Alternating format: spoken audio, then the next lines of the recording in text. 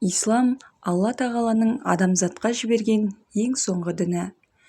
Құран ең соңғы кітабы. Мұхаммед пайғамбарымыз саллаллаху алейхи уассалам ең соңғы пайғамбары. Осыдан 14 ғасыр бұрын Құран нұрынан нәр алған алғашқы мұсылмандар дереу надандықтан айырылып, ғылым білімге жаппай ден қойды. Мұсылман табаны тиген жер сол мезетте тыныштық ордасына, ғылым, білім мекеніне айналды. Әлбетте бұл шынайы иманның көрінісі, шынайы мұсылмандардың бойынан байқалатын сипаттар. Мұсылманның бойында болуы тиіс сипаттарды атап өтсек: дұрыс сенімде болу, яғни бір Аллаға сену, иман негіздерін толық мойындау, Аллаға серік қоспау. Серік қосу Алла кешірмейтін ең үлкен күнә. Жаратушы жалғыз Аллаға тән сипаттарды одан басқаға таңу, басқаны Құдай деп сену, Алладан емес өзгеден перзент сұрау, ауруына шипа дәмету, ісіне береке тілеу және тағы басқалары. Құран кәрімде бұл істің үлкен, зор күнә екенін Лұқман хәкімнің баласына айтқан насихатынан байқауға болады. Сонда Лұқман өзінің ұлына уағыздап: «Уа ұлым, Аллаға серік қоспа, расында серік қосу өте үлкен күнә» деді. Жаратушы Алла шексіз рахым иесі. Дегенмен өзінен басқаға жалбарынып, жалған құдайлардан қажетін сұрап, табынуды ешқашан кешірмейді. Ол жайында Құранда: шындығында Алла өзіне серік қосқанды кешірмейді, ал одан басқаны қалаған пендесіне кешіреді.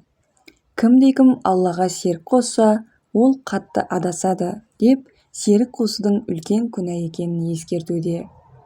Тақуалық адамның діни, адамгершілік, әдептілік парыздары мен міндеттеріне адалдығын сипаттайтын имандылық қасиеті.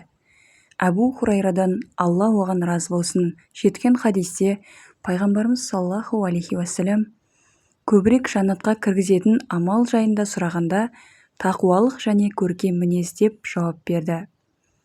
Көркем сөйлеу адамдармен жақсы қарым-қатынаста болу, адамдарға сабырлы болып, оларға жәрдем беру сияқты ұнамды болған мінез-құлықтардың исламда үлкен орны бар.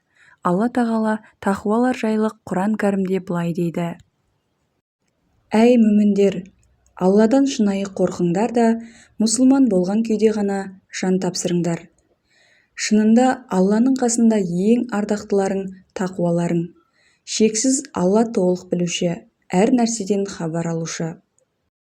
Екі жүзділіктен қашық болу, жүрек тазалығы. Әрбір мұсылман ада болуы тиіс сипаттардың бірі екі жүзділік, жүрек ластығы. Пайғамбарымыз саллаллаху алейхи уассалам шын мәнінде Алла сендердің дене бітімдеріңе және келбеттеріңе қарамайды, алайда сендердің жүректеріңе және амалдарыңа қарайды деді. Жүрегі жақсы ниетке толы адам ешкімге жаманшылық ойламайды, күндемейді, қызғанбайды, жаманшылық жасамайды, тіліне ие болып жүреді, біреудің байлығын көріп ауырмайды, кедейді көріп асып тасымайды, көмек сұраған кісіге қолынан келгенше көмектеседі. Білім игеру парасаттылық. Қазіргі заман мұсылмандарының ең әлсіз тұсы білімсіздік. Ғылым үйренуге деген құштарлықтың жоқтығы. Ғылым білімнен алыс болуымыздың айқын мысалы киген киіміміз, мінген көлігіміз. Тұрмыстық мақсаттағы қолданыстағы заттарды өзіміздің өндірісте алмауымыз. Дайынға құмар болуымыз, соны ойластырып, пікір қылып, талпынбауымыз. Пайғамбарымыз саллаллаху алейхи уассалам хадисінде ғылымды Қытайдан болсын талап ет деу арқылы ілім ізденуде ешқандай шекара жоқ екендігін меңзейді. Ысырапқа жол бермеу және сараңдықтан алыс болу. Мұсылман баласы үнемшіл, қолында барына қанағат етіп, ысырапқа жол бермеуі қажет. Өйткені Алла тағала ысырап жасаған адамдарды жақсы көрмейді.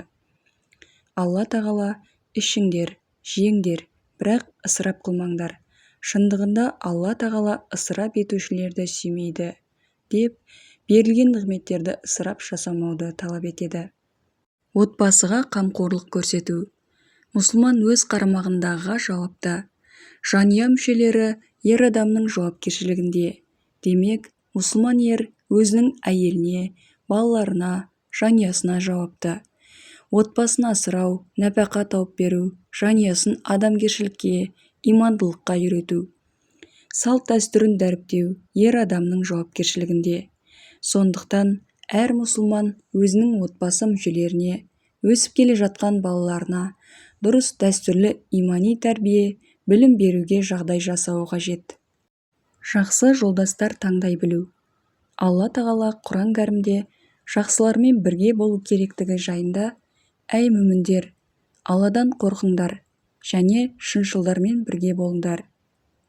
Пайғамбарымыз саллаллаху алейхи уассалам бұл жайында: адамның діндарлығы оның досына байланысты, сол себепті адам өзінің досына қарасын деген.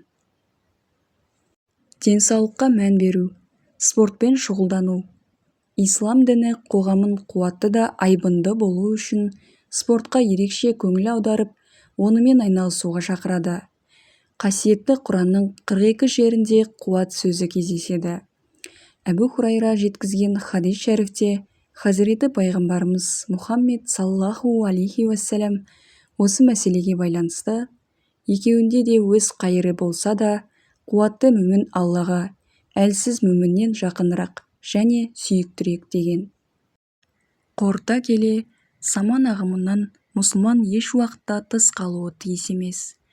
Керісінше, адамгершілікте, білімге құштарлықта, жаңалық ашуда, жаратқаннан қорқуда, парасаттылықта алдыңғы қатардан көрінуі ләзім. Я Алла, біздерді шынайы, иманы кәміл, өзіңе сүйікті құлдарыңның қатарынан ете көр.